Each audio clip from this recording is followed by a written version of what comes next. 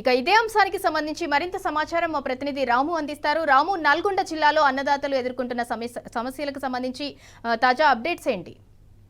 45 రోజులుగా ఉమ్మడి నల్గొండ జిల్లా వ్యాప్తంగా ఎక్కడికక్కడ యూరియా దొరక్క రైతులు నానాకలుగా అవసరం పడుతూ ఉన్నారు. ఇప్పటికే నాట్లు వేసుకొని 25 రోజులు 30 రోజులు దాటింది. ఇప్పుడు కానీ యూరియా వేయకపోతే పంట పొలాలను కూడా ఎక్కడికక్కడ ఎదుగుదల లేకుండా దిగుబడి లేకుండా పూర్తిగా నష్టపోయేటువంటి ప్రమాదం నల్గొండ జిల్లాలో నెలకొంది. జిల్లాలో 70,000 మెట్రిక్ టన్నుల యూరియా అవసరం ఉండగా ఇప్పటివరకు కేవలం 30,000 మెట్రిక్ టన్నుల యూరియా మాత్రమే తెప్పించారు. ఇంకా 40,000 మెట్రిక్ టన్నుల యూరియా తెప్పించకపోవడంతో రైతులకు ఎక్కడ కూడా యూరియా దొరకట్లేదు. దీంతో రోడ్లు ఎక్కుతా ఉన్నాయి. ఈ రోజు కూడా సూర్యాపేట, హుజూర్నగర్, కోదాడ, తుంగతుర్తి, తిమ్మాగిరి మండల కేంద్రాలు కూడా ఎక్కడికక్కడ రోడ్లకి నిరసన తెలిపారు. యూరియా వేయండి మహాప్రభు అంటూ ఉన్నటువంటి అధికారులు వేడుకోవడం జరిగింది. ఆయన ఏ ఒక్క అధికారులు కూడా పట్టించుకోవట్లేదు, ఏ ఒక్క ప్రజాప్రతినిధులు కూడా పట్టించుకోవట్లేదు. రైతుల బాధలు అర్ధరాత్రి నుంచి పడిగాపులు కాస్తా ఉన్నాం. పిల్ల పాపలు వదిలిపెట్టి పంట పొలాలకు సంబంధించినటువంటి పనులన్నీ కూడా వదిలిపెట్టి ఇక్కడ రోడ్ల మీదకి వచ్చి ధర్నాలు చేస్తా ఉన్నాం. రోడ్ల మీద పడిగాపులు కాస్తున్నాం అంటూ కూడా రైతులను వాపోతా ఉన్నారు.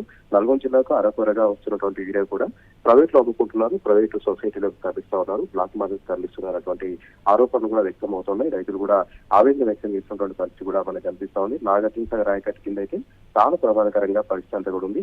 ఇక్కడ ఎలాంటి మెట్ట పంటలు వేయరు, కేవలం వరి పంటలు మాత్రమే వేస్తారు.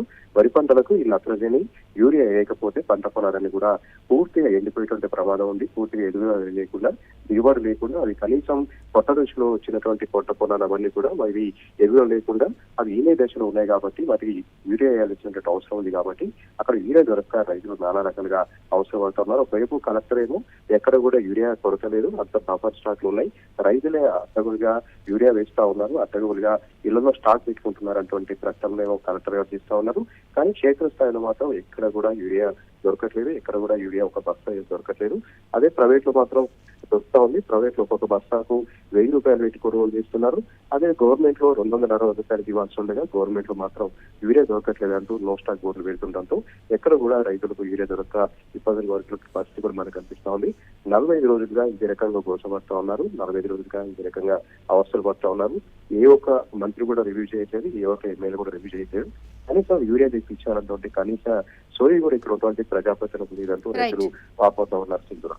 Right, thank you Ramu. Urea కొరత వ్యవసాయ రంగ సంక్షోభానికి అయితే కారణమవుతుంది. యూరియా లేకుండా పంట ఎలా వస్తుంది, పంట లేని రైతు ఏమవుతాడు అన్న ప్రశ్నలకైతే కాంగ్రెస్ నేతల దగ్గర సరైన సమాధానం అయితే లేదు.